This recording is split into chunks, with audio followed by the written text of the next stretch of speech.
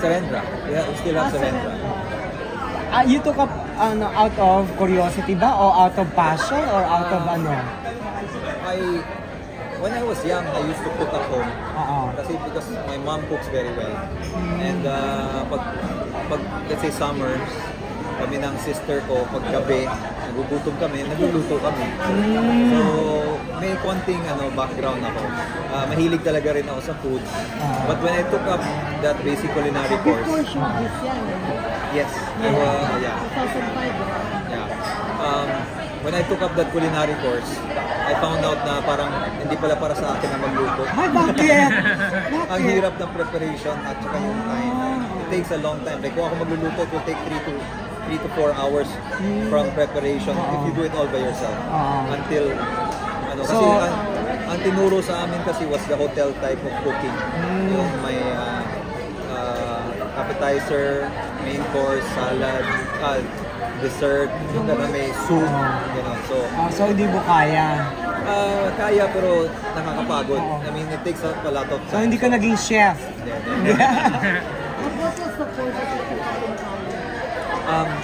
I first took up pre-med, medtech for 2 years, and then I stopped because my father asked me to move to management, business management. Gusto niya magnegosyo ako. So, I took up 2 terms in Lasal, and then nag-stop ulit ako kasi gusto kong bumalik sa med. So, nag-apply ako sa UST. Typical ng mind, Hindi, med talaga ang gusto ko. Yung tatay ko ang ayaw. So, nung nag-apply ako sa UST, sabi ko, ituloy ko na talaga yung med ko. Sabi niya, you have to go back to first year college. So, sabi ko, never mind, I'll just finish my business management course. So you finish your business management? Business management. Saan?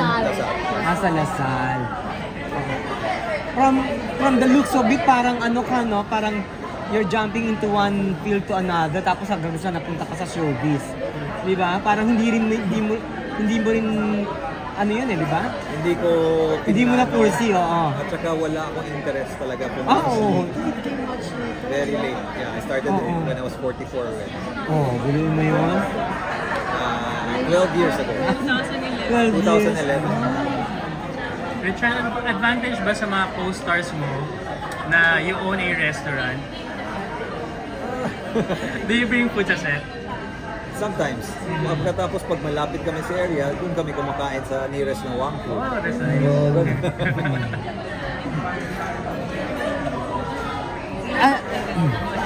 Hindi ka na. Narinig ko lang your daughter is flourishing as a content creator, pero is she involved in the business? Not with Wangfu. She's not. But she helps in the marketing also, like postings and all that. Mga social media ka ba? Hindi naman. Minsan lang. Dati when I started out, medyo I was very active sa Twitter. Medyo nawala yung Twitter. So Instagram and medyo tamad lang ako mag-post. That's by choice. By choice na disillusion kasi may mga bashers. Hindi naman, wala naman masyado sa akin kasi I don't post anything controversial naman, whatever. Yung mga lang. So, tinatamad lang kasi minsan kasi nakakalimutan ko magpa-picture pag lumabas ako. What was the most controversial that yun yung nung pumasok ako sa I ran for office. Public office. Sa Cebu ba? Ayaw mo na. Maybe that's not for me right now. Baka hindi para sa atin. Diba? So, baka hindi pa. We'll see. Pero of course there are people that are still offering. Yeah. Richard, parang you're a league of your own kasi parang ikaw lang sa edad mo yung nag-lead. Di ba? Yung bida. Di ba? Less lang tayo. Apart from Gabby Concepcion, no? Oo, diba? siya lang. Hindi, ito kasi bago to. Kaya nga di ba? Parang ibang league. Oo, ibang dahil ibang animal. Dahil ibang animal ka, di ba? Sa lahat ng kasi late bloomer ka, late comer ka, di ba? Pero yung success na achieve mo, hindi na-achieve kasi ng ibang artista yun di ba? There's something in you na nakita nila, di ba? Siguro, I think it's the what you call that, yung pagka-totoo natin. Kasi as much as possible, when I'm acting, I don't want to overact. Ayoko nung mga big actions, I don't want kung sa totoong buhay ginagawa to, dapat ganito rin ang yung atake mo. Kasi we see all the other actors, especially in theater, di ba? It's overacting. So when they get to TV, parang yun din ang ginagawa nila. Para sa akin, I want to make it as natural as possible. So maybe that's the difference siguro when they saw nung nag-Be Careful with My Heart ako nung dati. Kasi parang nakaka-relate sila. Are you planning to? Ang alin? Theater. Theater. It's too much work and too much time. So I did a school play already before, pero parang Ayun. Sir, kasi nagkawala naman sa plan ko yung mag-join ng showbiz. At what point did you finally accept na nandun ka na talaga? Because it's also a choice to stay, di ba? yeah, when I started out with My Binondo Girl, after that parang nagdadalawang isip ako. So I had to ask around. But yung mga directors namin, like Direct Jeffrey Juturian, he was saying na, you know, one of these days you'll have to make a choice.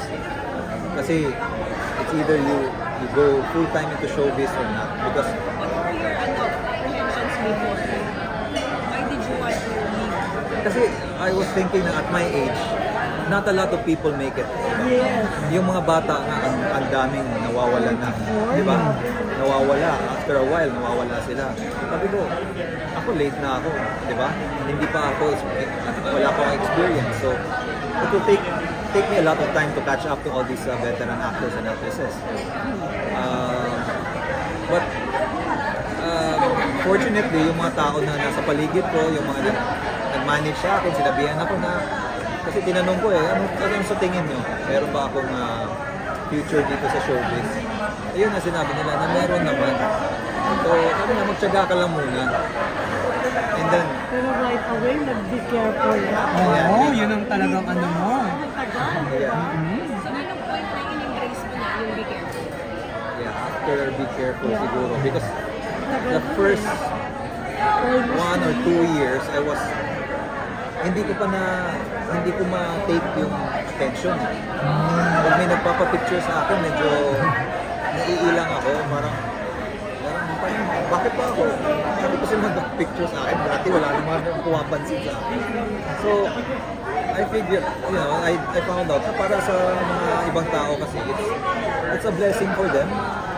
Natutuwa sila, nagkaka-inspirasyon sila pag nakita ka. So, that's the time na may pala, may purpose pala ang binigay sa akin.